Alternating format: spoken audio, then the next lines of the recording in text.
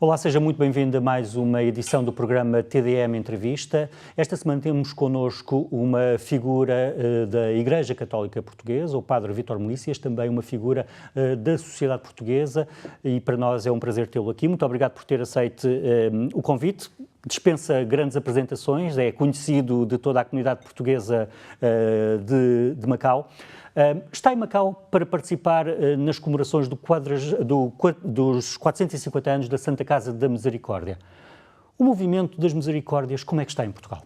Antes de mais, um enorme prazer de cumprimentar e de agradecer a oportunidade de estar aqui, a saudar também os telespectadores nesta terra tão querida, que para nós portugueses todos é uma terra muito irmã, uma terra que nos fala ao coração e que nós estimamos tanto. Não é a primeira vez que estou em Macau, vim sempre em trabalho e hoje uma vez mais vim, e então sim, para participar das comemorações dos 450 anos.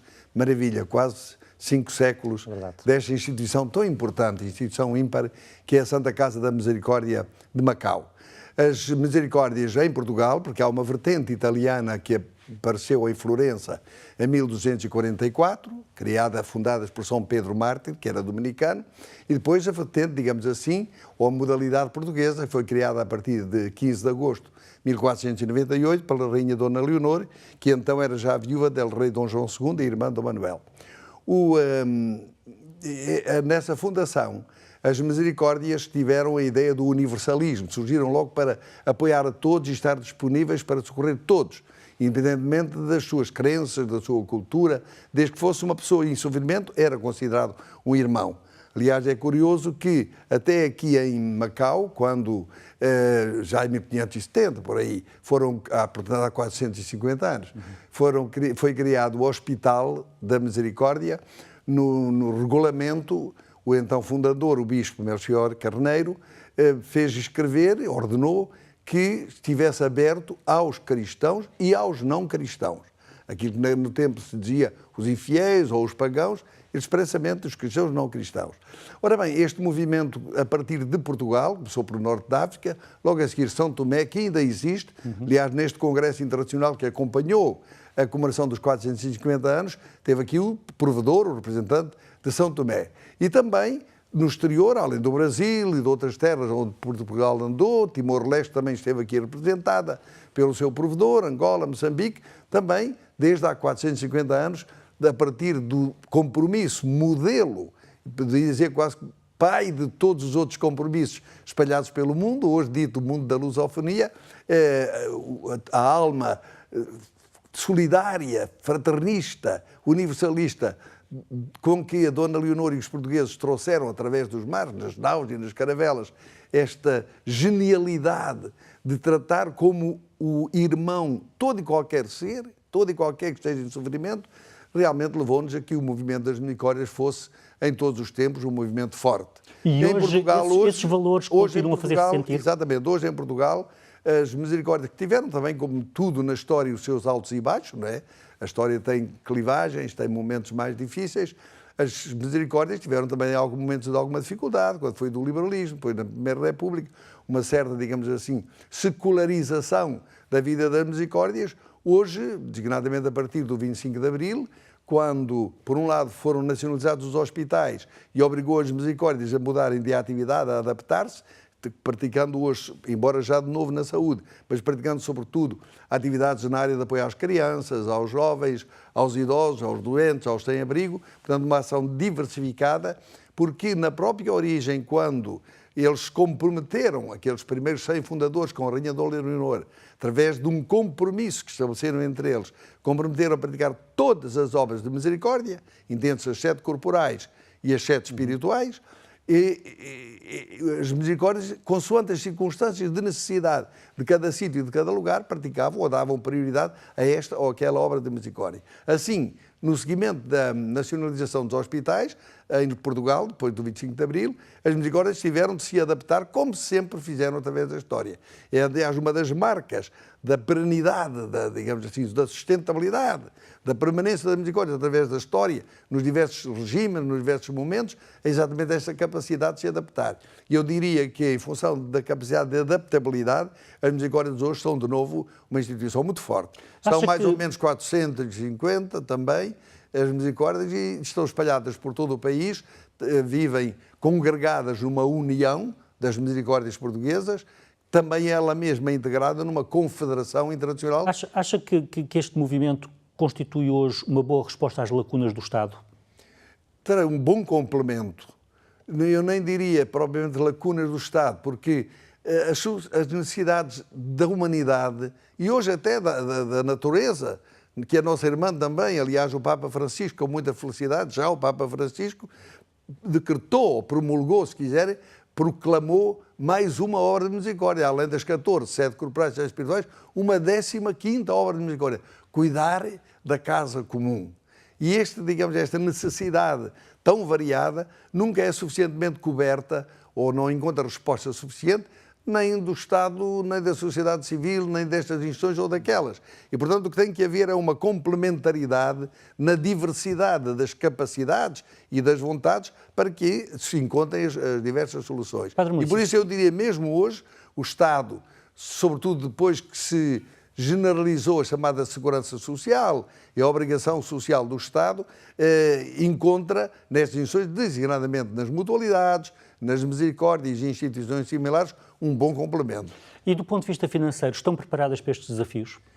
Vão encontrando as dificuldades, não é? Houve momentos, e ainda hoje há algumas situações, em que as misericórdias vivem sobretudo ou das participações dos seus irmãos, isto é, dos seus associados, ou então de donativos. Historicamente, as heranças, os legados eram muito importantes, mesmo aqui para a Misericórdia de Macau, a Misericórdia de Goa, que foi a maior misericórdia do Oriente, e outras, era muito importante elas terem, por parte do rei, a missão de serem os testamenteiros, digamos assim, os legatários daqueles portugueses que morriam espalhados pelo mundo. E depois canalizavam isso através da misericórdia local, ou mesmo da misericórdia de Goa e da misericórdia de Lisboa, canalizavam esses recursos. O que lhes permitia, naquela altura, ser instituições muito fortes, até financeiramente. Além de que, desde o início, os reis, reconhecendo o interesse público, o interesse geral destas organizações que eles mesmos promoveram, no fundo foi a Rainha Dona Leonor e Dom Manuel I quem promoveu, quem mandou até mensagens aos diversos conselhos, às diversas comunidades municipais, para que criassem entre eles, como associações de irmandade ou de fraternidade, estas organizações de misericórdia.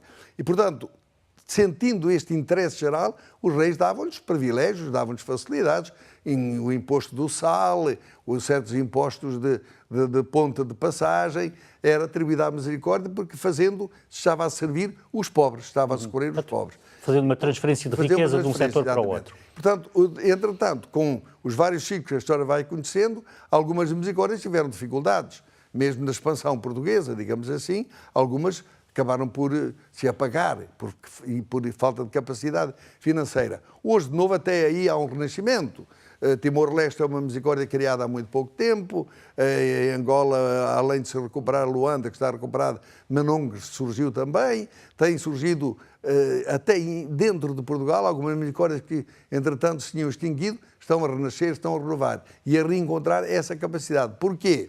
Porque as próprias populações, através de donativos, têm criado algum património que depois é rentabilizado se for bem administrado. Mas mais, o Estado, reconhecendo, e muito bem, porque assim é que deve ser, que o Estado tem a obrigação, uma vez que é o único que tem o monopólio da arrecadação de receitas, através dos impostos, tem a obrigação de, a cada cidadão, criar condições para que possa viver e ter uma vida digna e ser socorrido da doença. E faz isso também através das misericórdias. Exatamente. E, portanto, esta obrigação que o Estado tem de apoiar quem necessita é feita ou diretamente, que já hoje é mais raro por causa de questões de facilidade, ou diretamente àquele que é socorrido, ou então através da instituição que o acolhe. Portanto, quando o Estado dá, ou chamemos subsídio, o apoio, não é à misericórdia que o dá àquelas pessoas que a misericórdia serve em função do serviço prestado. E é por isso o modelo que se optou, e a meu ver muito bem, é de uma convenção de participação per capita. Por tantos idosos que lá têm, por tantas crianças que lá têm, por tantos enfermos que têm no hospital, o Estado, através da Segurança Social, ou através do Ministério da Saúde, ou eventualmente através do Orçamento do Estado, atribui exatamente essas facilidades. O que permite, com dignidade, que as misericórdias sejam instituições válidas e até, diria, estimadas pela população. Vamos olhar um bocadinho para a Igreja, para a Igreja Católica.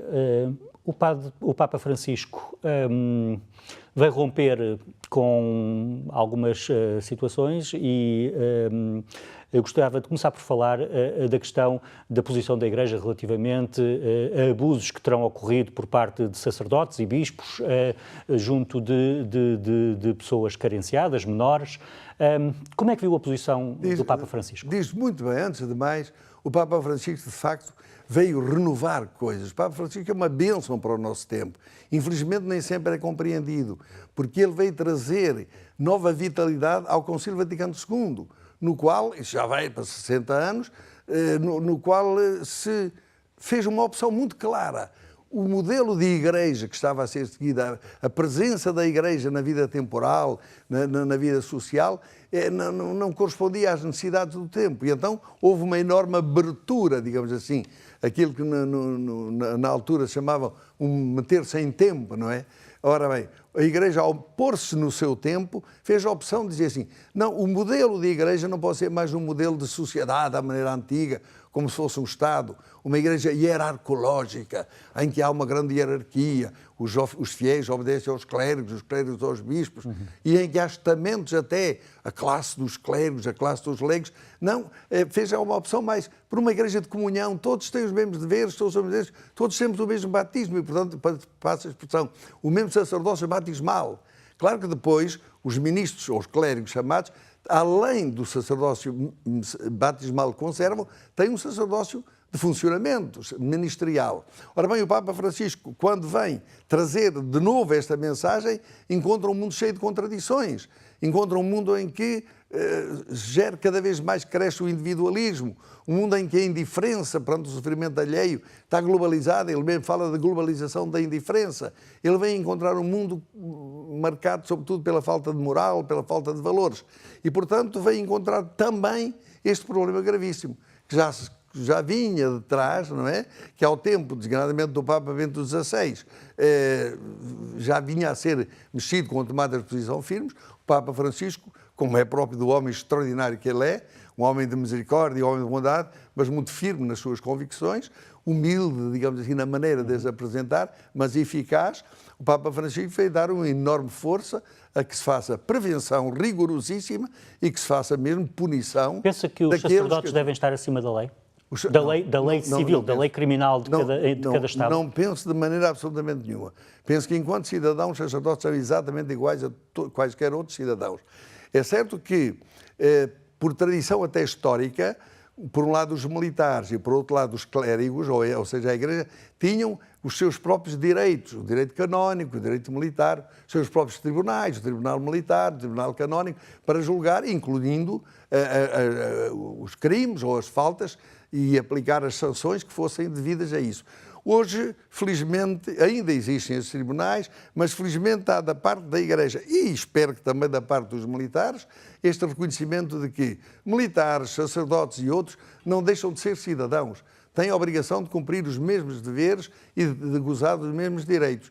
E, portanto, se, como é o caso agora aqui em Apreço, da pedofilia, deste crime horrendo que está a acontecer no mundo e que já acontecia, infelizmente, agora a vantagem é que agora se conhece e é revelado e as pessoas têm a coragem de denunciar aquilo que antes, por receio ou por, enfim, por humilhação própria, para esconder aquilo que era uma vergonha, hoje têm a coragem de denunciar e são ajudados até pela comunicação social, o que é um bom serviço que faz. Relativamente à Igreja em Portugal, a Igreja portuguesa, qual é a situação? Há situações graves a este nível? Nessa matéria, felizmente, em Portugal não há muita tradição disso. Aliás, os casos que são conhecidos, neste caso são praticamente 2 ou 3, e 2 deles já foram até julgados com penas relativamente leves, até porque eram casos não de extrema gravidade. Mas nesta matéria até pode dizer, é sempre grave.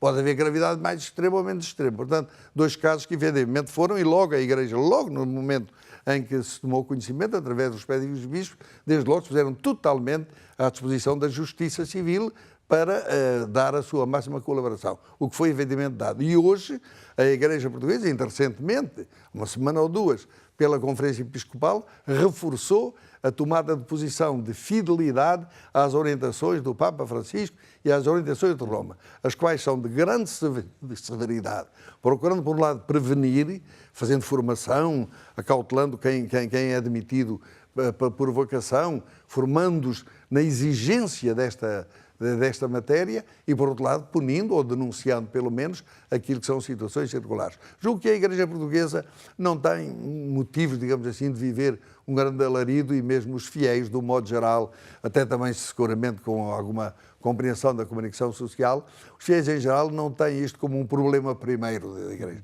Mas sentam, e fazem muito bem, sentir que quando existe é um problema grave e tem que ser combatido com gravidade. Disse há pouco que o Padre Francisco renova, tem uma mensagem nova de renovação, mas encontra uma Igreja no mundo em crise e a própria Igreja em crise. Por exemplo, a crise das vocações. Muito. O Papa Francisco renova. Eu tenho um episódio pessoal com o Papa Francisco, que já agora não é muito falar em público, mas estamos aqui neste clima.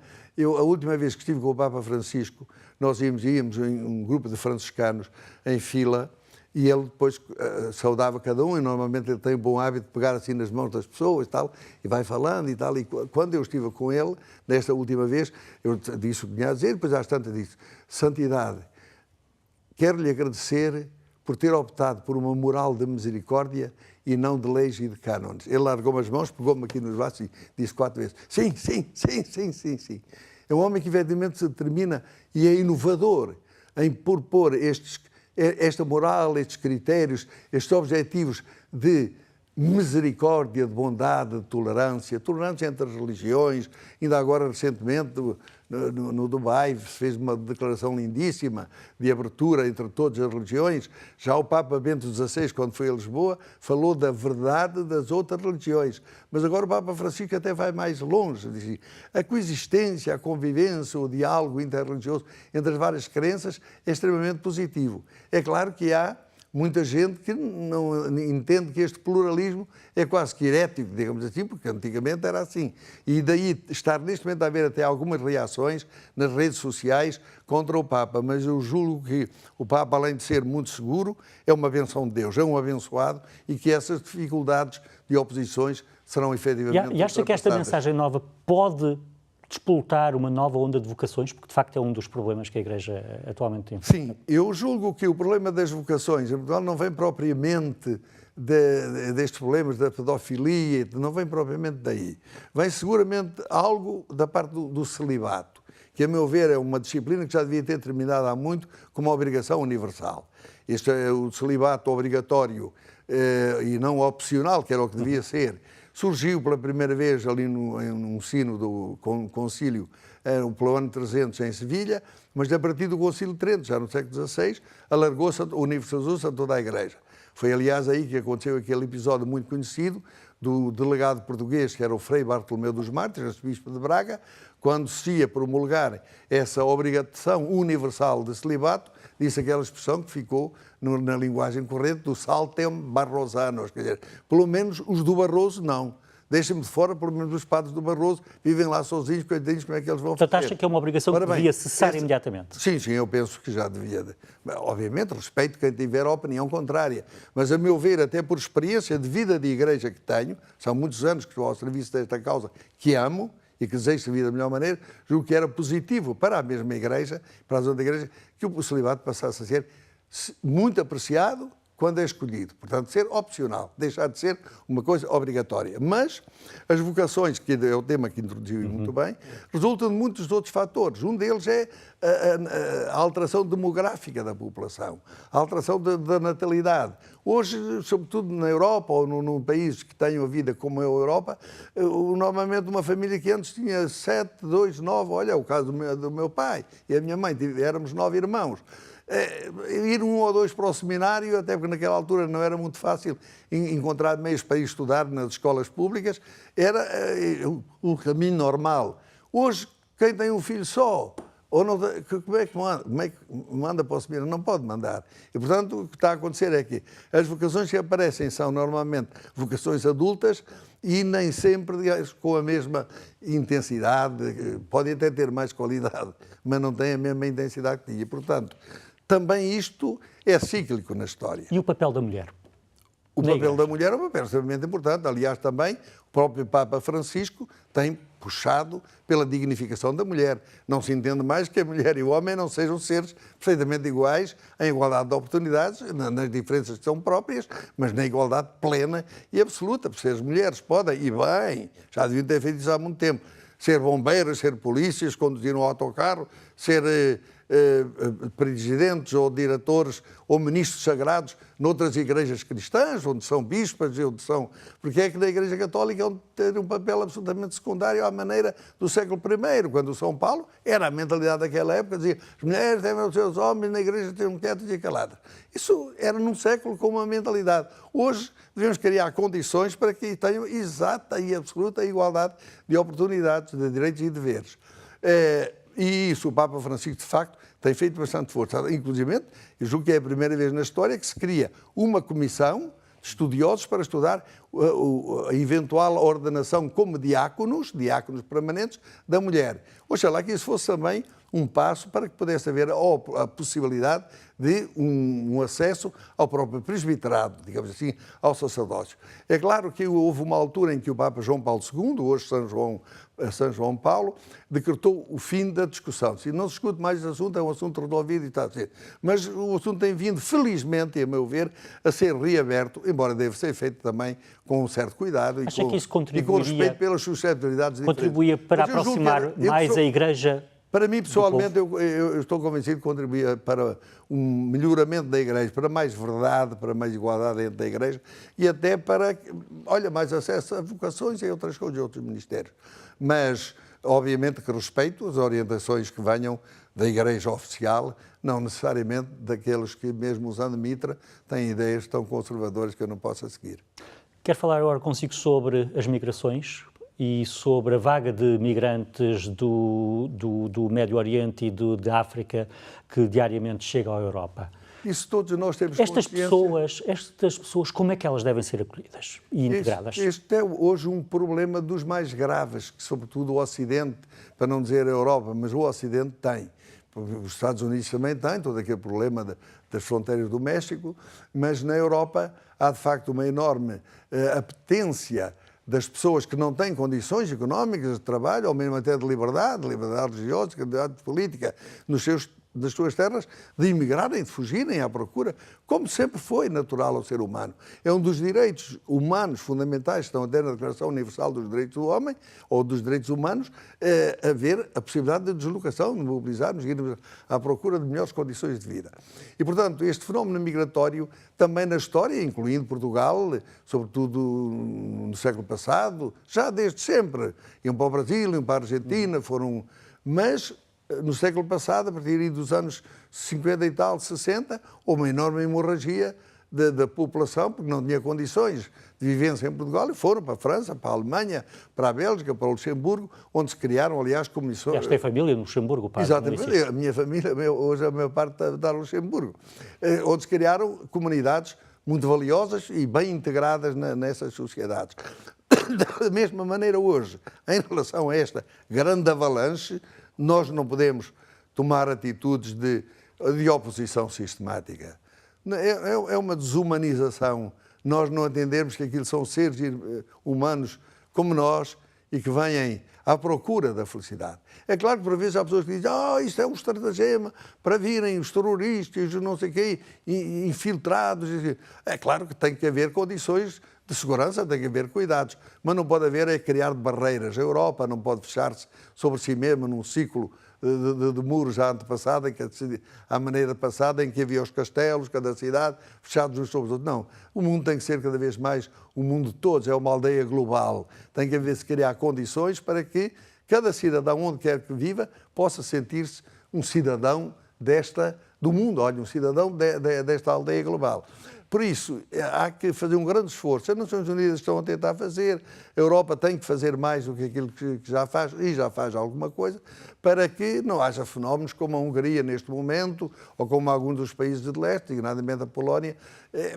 A solução não é fechar-se, a solução é criar outro tipo de condições. E, portanto, eu julgo que este é, hoje, um dos primeiros, se não o primeiro problema de integração do ser humano na sociedade humana a que pertence. E, portanto, devem-se criar condições de não apenas os acolher, mas de os acolher integrando-os, no respeito, obviamente, pelas tradições culturais, religiosas de cada um. Portanto, uma integração pluralística, em pluralismo, não é? Fazer dali monolitos e todos têm que pensar da mesma maneira, votar da mesma maneira, rezar da mesma maneira. Não, não é isso. Não é. Todos têm que pertencer à mesma sociedade, com direitos e deveres básicos e essenciais, mas no respeito por aquilo que são as particularidades de cada um, aquilo que poderíamos dizer uma glocalização, ou seja, uma globalização feita com respeito por aquilo que é específico, que é local de cada um. Portanto, ainda bem que pergunta isso, eu julgo que é um problema no qual Macau é uma cidade exemplar.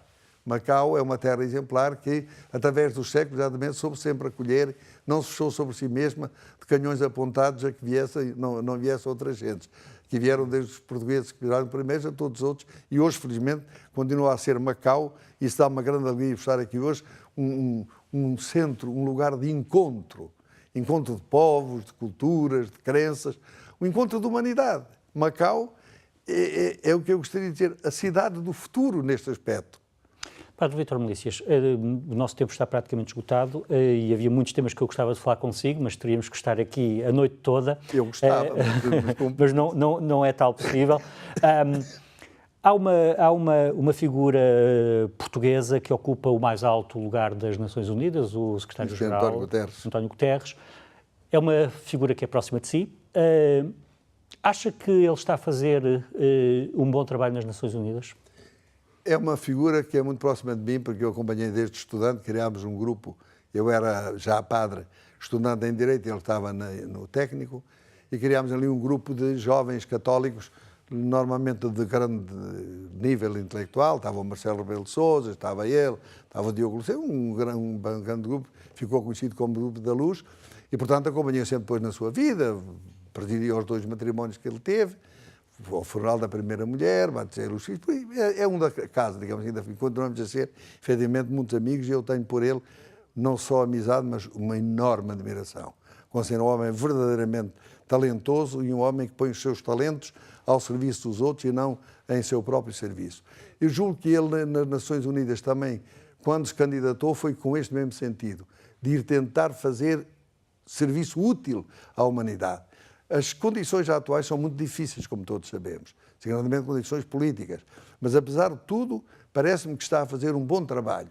Quando ele, no dia em que ele tomou posse em Nova Iorque, teve a bondade de me convidar para ser um dos 2 convidados pessoais para estar em Nova Iorque. E quando ia no avião, um colega seu, aliás, uma jovem jornalista, perguntou-me do António Guterres o que é que ia fazer, e eu disse, olha, eu penso que ele podia ser o Papa Francisco da sociedade civil. O Papa Francisco é o Papa servidor da comunidade crente, religiosa. Ele podia ser o servidor da sociedade civil. E estou convencido que ele está a fazer todo o esforço e que está muito positivo nesta sua missão. Aliás, tivemos a alegria, sobretudo os nossos irmãos de Macau, mas todo o Congresso Internacional das Misericórdias, de iniciar os trabalhos do Congresso com uma mensagem gravada dele, em que teve, a meu ver, palavras muito bonitas, de apelo à fraternidade, de apelo à paz, sem ter que dizer o mundo tem conflitos de guerra, vamos construir outro mundo diferente. Oxalá que ele possa continuar a colaborar nesta construção do mundo diferente. Muito obrigado, Padre Vítor Melícias, por ter aceito o convite para vir ao TDM Entrevista. Nós vamos voltar na próxima semana com outro convidado. Boa noite.